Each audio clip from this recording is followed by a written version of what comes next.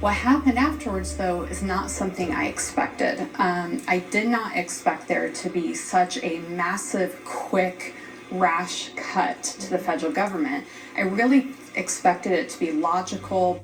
She and her husband are veterans and serve in the Army Reserves. They're also both federal employees, accepting multiple moves and lower pay as the price of public service. What would it mean if both of you all are riffed or terminated?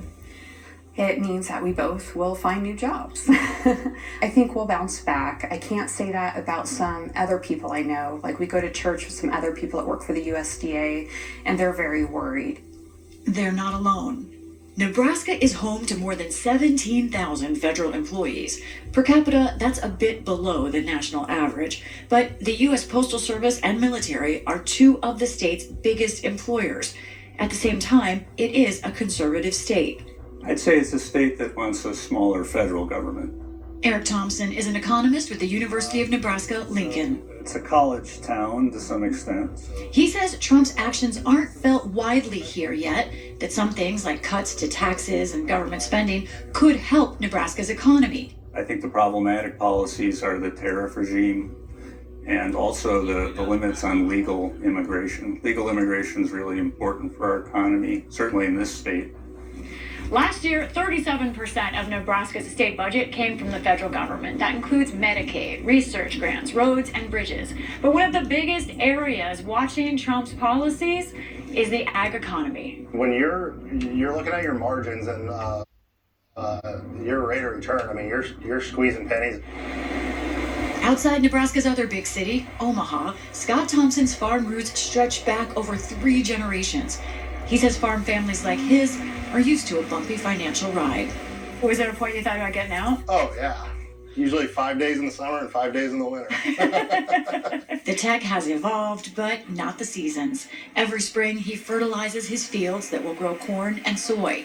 That produce and the cattle he raises put the family farm and much of the state at the center of the president's trade war. I'm going to be much more lenient with regard to the tariffs that you'll see on April 2nd.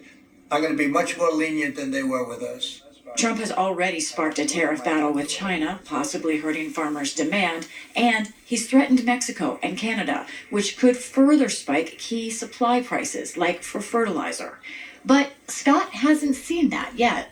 So far, as bad as it's made to be sound, it really hasn't been a sledgehammer because he's backed off our Mexico-Canada trade tariffs 2 times now. He's locked in a strong crop insurance rate, allowing him to bank on income from his fields even if the market turns.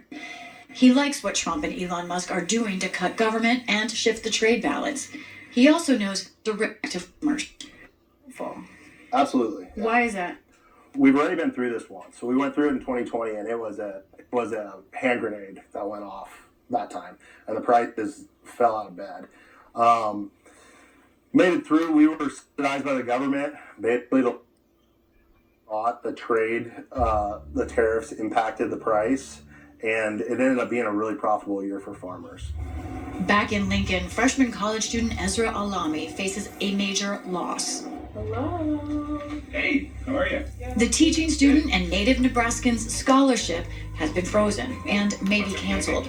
She describes herself as apolitical, didn't vote last year, and never expected Washington politicians would get involved in her education. They just feel so far from us, you know, like the government isn't something that I feel like a lot of people say, oh, it's not going to affect my day-to-day life, like it's not going to affect me and stuff. It feels far away. Yeah, it just feels like something that's like so unreal, you know? And for me, it's like, now it just feels so real. Ezra, who helps at an after-school program for teens, is part of the Raices Scholars Program, a federally funded program in Nebraska that aims to fill the state's teaching shortages by training local students for the job. But the Trump administration recently pulled its share of the program's funds. Okay, are you ready? Let's go. Because the school's grant application referenced diversity.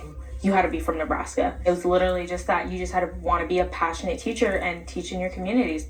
Ezra does not know, no one does, if the scholarship will be reinstated for next year, but she does know she can afford to take on student loans on a teacher's salary. If we don't have those programs and support, like, how do we go about this? You know, we're just going to lose so much people. We're going to stay in this teacher shortage. It's just going to get worse and worse.